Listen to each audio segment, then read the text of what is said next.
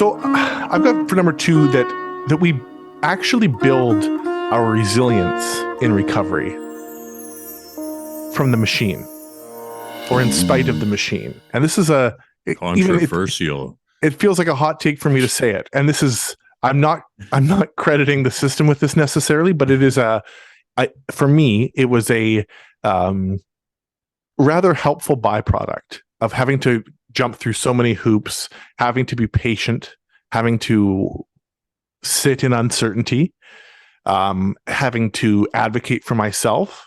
These are all strength building exercises.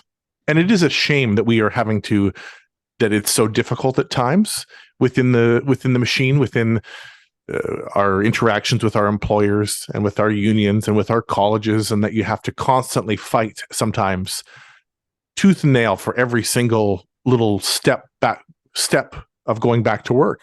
It's a fight.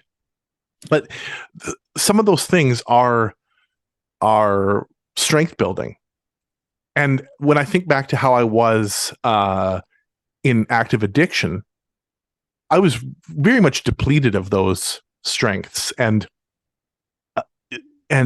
sort of in a state of atrophy, emotional and mental atrophy in many ways, spiritual atrophy for sure. And so you advocate for yourself. That's you getting behind yourself. That's you supporting yourself and saying, no, this is what is best for me. Hopefully we're all able to say that. Our interactions with other professionals, with doctors, with people from the union, with people who are intimidating, and like you get through that one interaction, it's like, okay, I've got the next one to get through. And maybe you feel a little bit more confident and a little bit stronger in the next one.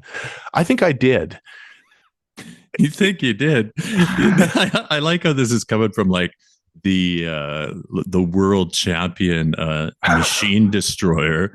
I mean, and I'm not taking away from your experience at all, because I know how hard I believe me, I know how hard it is. But I think many people towards the end of where you had started to really, once you were through, I think you'd done some personal therapy on top of your general recovery program, but it started to be, there was a wide gap in the way you were conducting yourself and the way the machine was conducting itself, especially in poise. And I think that's what really made it start to look ridiculous. And it was such a I saw other people looking at the way that you were handling that situation, and they were baffled with it because you made it look easy. But I think it also gave them a lot of confidence too, because they're like, look at this guy. It's just, he's going through there and he's just doing what he believes to be right. And it just seems to be, it was a learning experience, and definitely a hell of a, if you think back to, when you're just coming off of a shit ton of opiates, and how it's just like, the type of fear that it's a different type of fear than if somebody's going to take your life, or if it's a type of fear on its own where you can't take it. It's such anxiety. The whole world, it's just like a nightmare. You're in a nightmare. And to come from that and then out and find resilience within that, quite remarkable. I think that I would say that, yes, definitely, if you have the capability to navigate the machine the way that you did, then you definitely find some resilience there. But it's also a kind of microcosm of how resilience is built in the world. Exactly. Right. Yeah. I mean, like the title of your dad's episode, the hotter the fire, the harder the steel. Yeah. That's something that, you look at our society today, this is a very soft version of humans. Okay. We can get much harder than this, and not even in I don't mean in a tough guy sense or a barbaric sense. I mean, like, think of what uh, the guys and women who went through World War II and then Yeah. rebuilt the country. And I mean, that's that's a level of resilience that we haven't had to face or see or even think about for a long time. But that's how resilient humans can be. Yeah. Exactly. And Nathan, what you just said kind of segues into my next thought, that for me, resilience also kind of meant a perspective shift.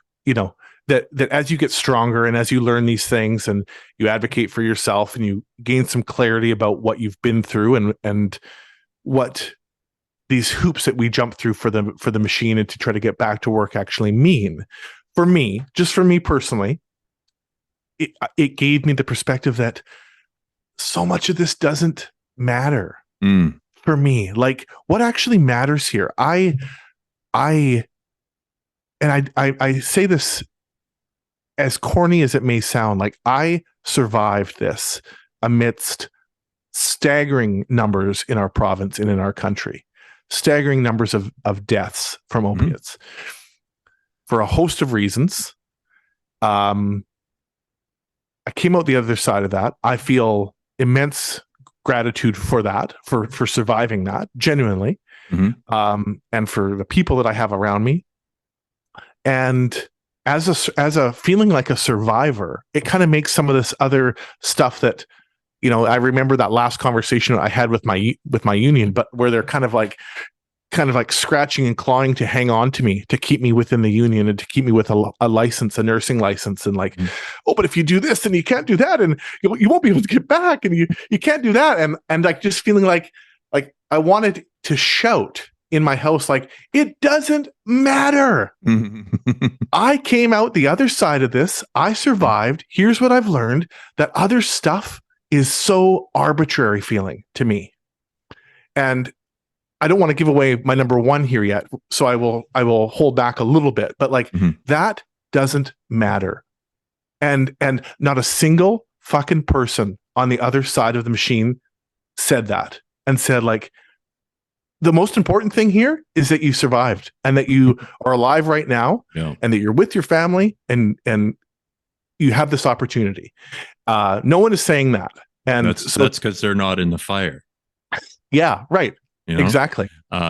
And people forget what I think it's a good, like, we're designed also to forget terror and forget how bad things can feel, right? For a million different reasons. It's part of our innate resilience so that we can keep going. But people, their perceptions of what matters can vary significantly.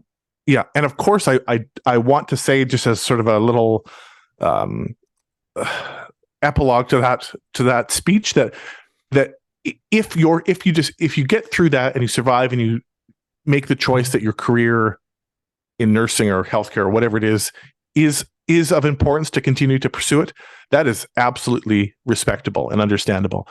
But no one will tell you, like, hey, you survived this, and that means that you are in some ways impervious to all this other shit. Yeah, I certainly felt like that.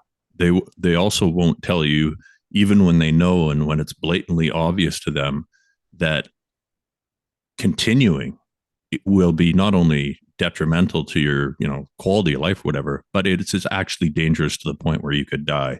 Right. They still won't intervene, not in the way that they should, right? No. Because this, well, I go off on a rampage here, but it is just, it's an interesting point. It is. Yeah. I'll leave it at that.